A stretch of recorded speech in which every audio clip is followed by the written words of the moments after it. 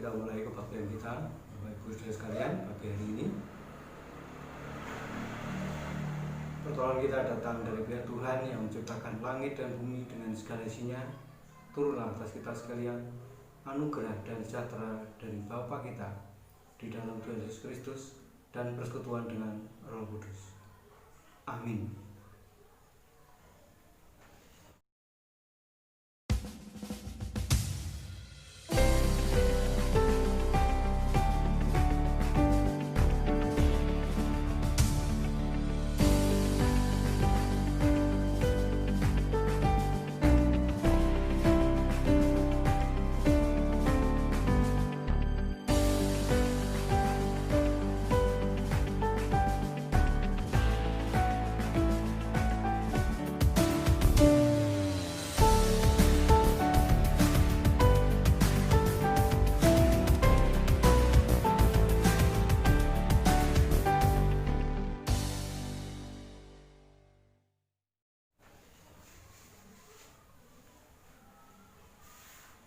Bapak Ibu Saudara sekalian yang kasih Tuhan, renungan kita pada minggu pagi ini saya ambil dari Matius pasal yang ke-10 ayat 32. Demikian bunyi firman Tuhan. Setiap orang yang mengakui aku di depan manusia, aku juga akan mengakuinya di depan Bapakku yang di surga. Bapak Ibu Saudara sekalian yang kasih Tuhan, pernahkah Anda melihat sebuah patung Yesus yang sangat besar? Nah, patung Yesus yang sangat besar ada di kota Rio de Janeiro, Brasil. Patung itu disebut sebagai patung Kristus Penebus. Disebut sebagai patung Kristus Penebus. Patung ini merupakan patung yang memiliki gaya arsitektur Art Deco terbesar di dunia, yaitu gaya hias yang lahir setelah Perang Dunia Pertama dan berakhir sebelum Perang Dunia Kedua. Patung ini memiliki ketinggian 38 meter, terletak di puncak Gunung Corcovado, Brasil sana, jauh dari tempat di mana kita ini ada. Bapak Ibu sekalian, patung itu ada di atas Gunung Corcovado yang ketinggian gunung itu mencapai 710 meter di Taman Nasional Hutan Tijuca yang menghadap ke arah kota. Bapak Ibu Saudara sekalian, gagasan untuk membangun sebuah patung ini sudah ada sejak tahun 1850, tapi baru bisa dilaksanakan itu pada tahun 1921. Nah, Bapak Ibu Saudara sekalian, patung itu sangat dibanggakan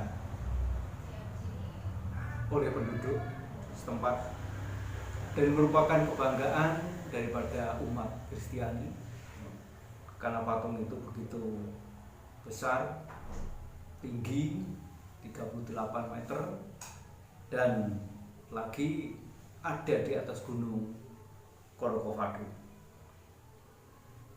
Bapak Ibu Saudara sekalian, patung ini banyak sekali menarik minat para wisatawan datang ke Brasil, ya. Datang ke Brasil. Ya. Posisi atau keadaan daripada wujud patung itu, kedua belah tangan patung yang terbuka, ya. Nah, seperti ini, terbuka, ya. Terbuka. Warga kota de Janeiro sangat membanggakan. Ini sebagai simbol kebanggaan penduduk Brasil. Bapak Ibu Saudara sekalian dikasihi Tuhan, Indonesia, di negeri kita ini juga ada patung yang semacam itu, yang sangat besar. Patung tersebut terdapat di perumahan Citraland di kota Manado. Patung yang dibangun pada tahun 2010 oleh Insinyur Ciputra dan diberi nama Kristus Kasih Berkat. Ya. Patung itu diberi nama Kristus Kasih Berkat. Ya. Dan menjadi ikon baru bagi kota Manado. Bangga ya, terhadap patung Yesus yang merupakan simbolnya kota atau suatu negara seperti di Brasil itu boleh-boleh saja ya, boleh-boleh saja sebagai lambang juru selamat yang kita miliki.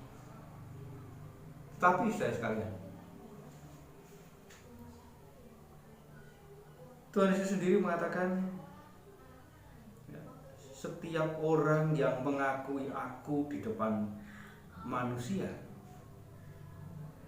aku juga akan mengakui dia di depan Bapakku yang di surga. Bapak Ibu saudara sekalian dikasih Tuhan, wujud patung boleh itu menjadi satu kebanggaan bagi kita. Saya pun juga senang ya, kalau di Kerep sini ada patung Bunda Maria daerah Ambarawa ya. Satu kebanggaan bagi kita umat Kristiani atau Nasrani. Tapi jangan kita terbatas hanya kepada hal seperti itu ya.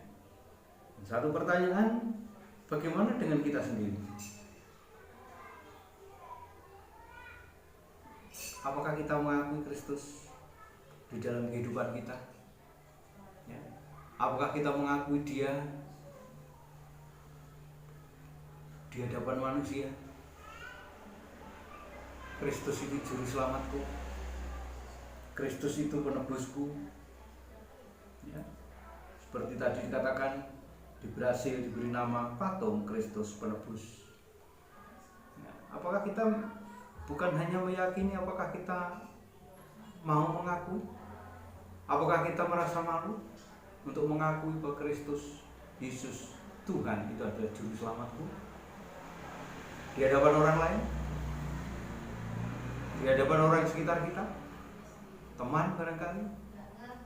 Nah, Bapak Ibu saudara sekalian, sekali lagi firman Tuhan tadi katakan, Tuhan Yesus mengatakan setiap orang yang mengakui aku, mengakui dia di hadapan manusia, maka Tuhan Yesus pun juga akan mengakui kita di depan Bapaknya yang di surga.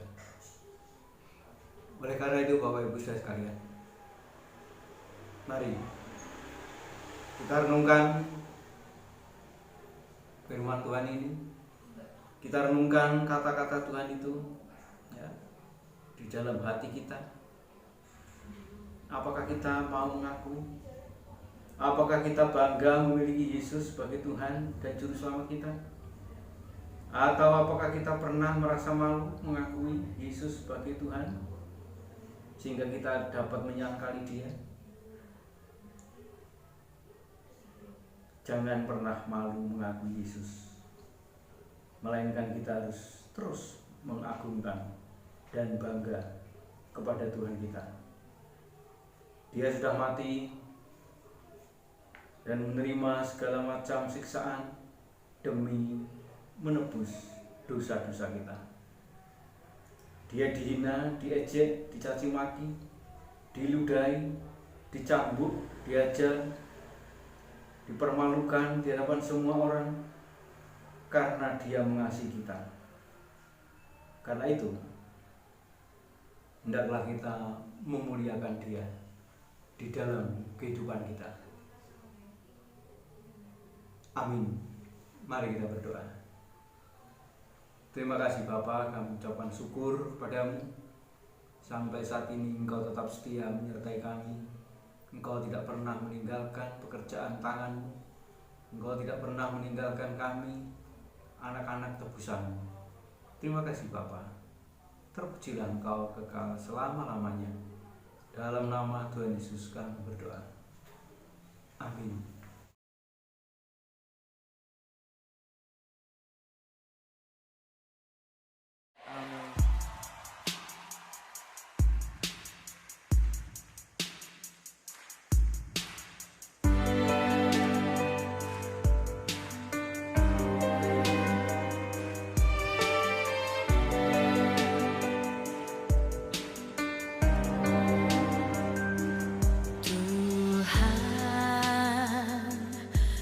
Kasih-Mu yang sempurna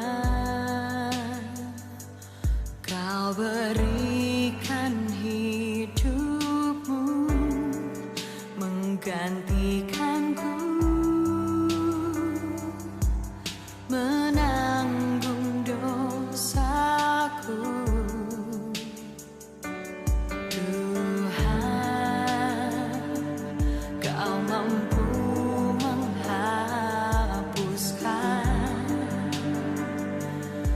segala kesalahan dengan darah-Mu.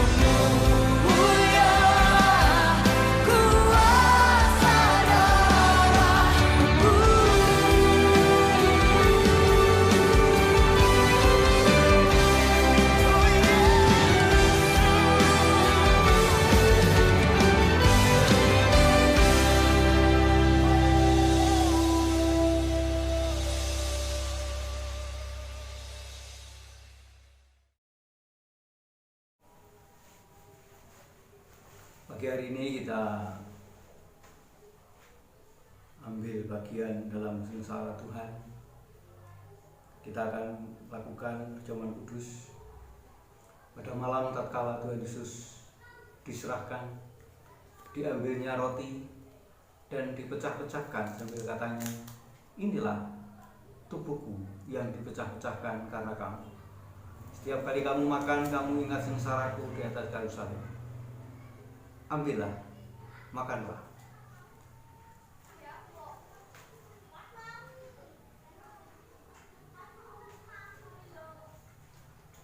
Setelah makan, diambilnya cawan minuman sambil katanya, inilah darahku, darah perjanjian baru yang ditumpahkan bagi keampunan dosamu.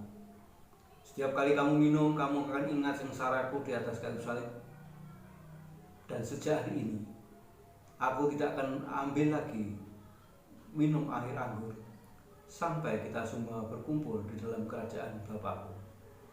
Mari kita minum bersama-sama dalam nama Tuhan Yesus.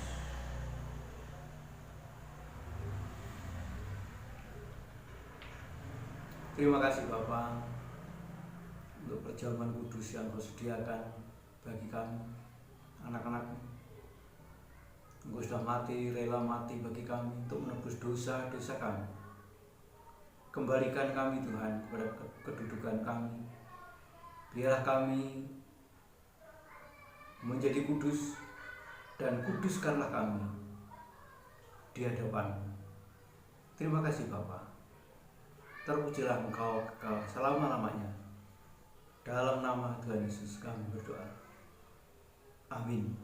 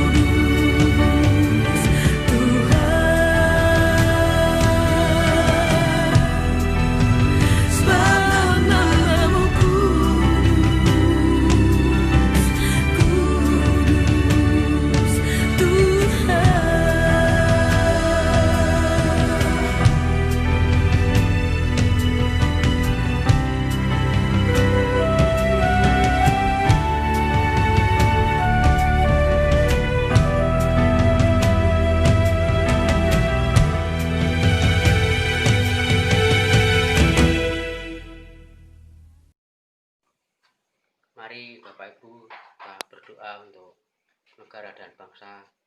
Bapa, kembali kami datang padamu menyerahkan bangsa negara dalam tangan kuasa-Mu. Engkau beri hikmat pada pemimpin bangsa kami, dari presiden, wakil presiden, para menteri, kepala daerah, kepolisian, dan jajarannya. Tuhan berkati, Tuhan beri hikmat, kebijaksanaan untuk melakukan tugasnya, sehingga boleh sesuai kehendak-Mu. Menyerahkan Tuhan gereja-gereja-Mu seluruh negeri ini.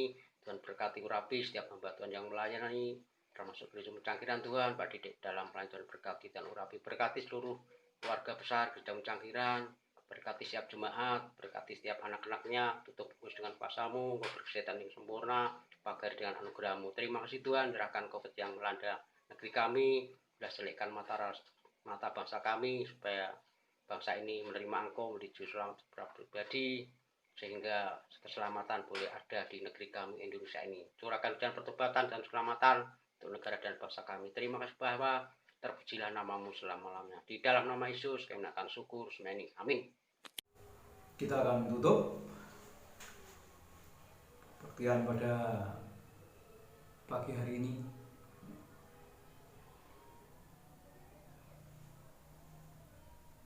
Biarlah damai sejahtera Allah yang melebihi segala akal mengawali hati dan pikiran kita di dalam Tuhan Yesus Kristus dan persekutuan dengan Roh Kudus.